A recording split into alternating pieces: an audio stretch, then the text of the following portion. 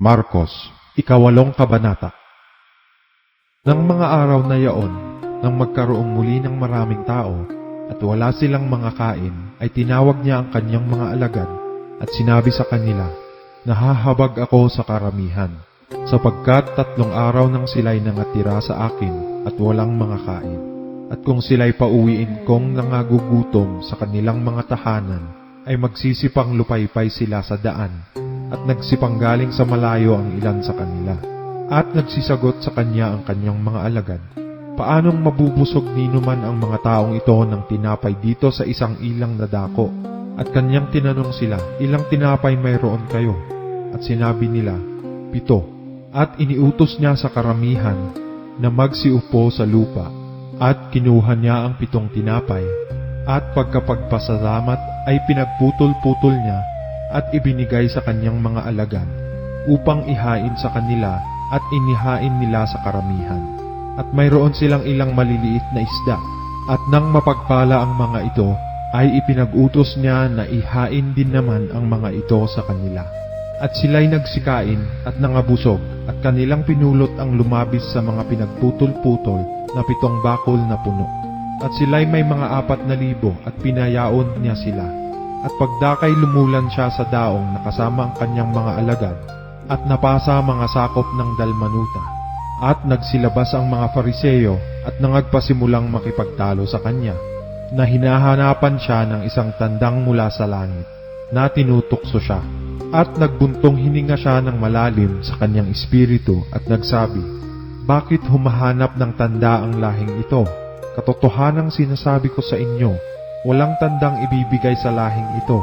At sila'y iniwan niya, at muling pagkalulan sa daong ay tumawid sa kabilang ibayo. At nangalimutan nilang magsipagdala ng tinapay, at wala sila kundi isang tinapay sa daong. At ipinagbilin niya sa kanila na nagsabi, "Tingnan ninyo at mag-ingat kayo sa lebadura ng mga Pariseo at sa lebadura ni Herodes." At nangagkatuwiran sila rin, na nangagsasabi, "Wala tayong tinapay." At pagkahalata nito ni Jesus ay sinabi sa kanila, "Bakit nangagbubulay-bulay kayo sapagkat wala kayong tinapay? Hindi pa baga ninyo na paghahalata, ni na pag-uunawa man? Nangagmatigas na baga ang inyong puso? Mayroon kayong mga mata, hindi baga kayo nangakakakita? At mayroon kayong mga tainga, hindi baga kayo nangakakarinig? At hindi baga ninyo nangaaala-ala ng aking pagputol-putulin ang 5 tinapay sa 5,000 lalaki? Ilang bakol na puno ng mga pinagputol-putol ang inyong binuhat?" Sinabi nila sa kanya, 12. At nang pagputol-putulin ang 7 tinapay sa 4,000, ilang bakol na puno ng mga pinagputol-putol ang binuhat ninyo? Sinabi nila sa kanya, 7.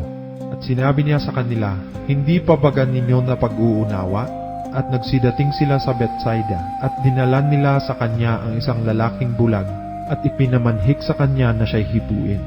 At hinawakan niya sa kamay ang lalaking bulag, at dinala niya sa labas ng nayon.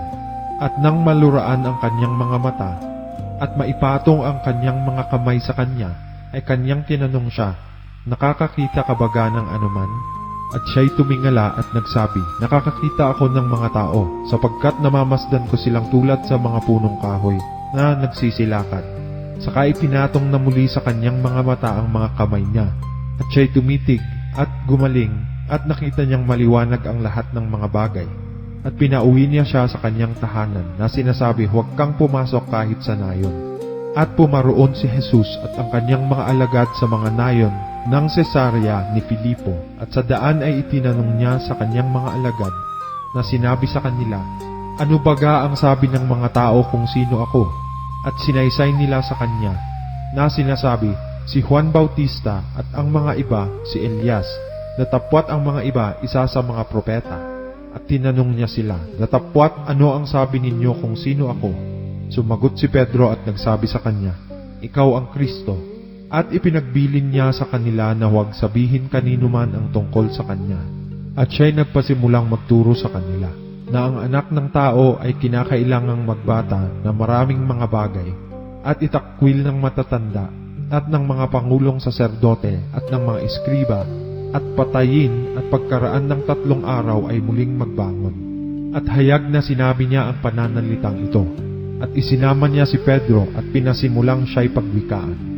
Datapwat paglingap niya sa palibot at pagtingin sa kanyang mga alagad, ay pinagwikaan si Pedro at sinabi, "Lumagay ka sa likuran ko, Satanas, sapagkat hindi mo pinag-iisip ang mga bagay na ukol sa Diyos, kundi ang mga bagay na ukol sa mga tao."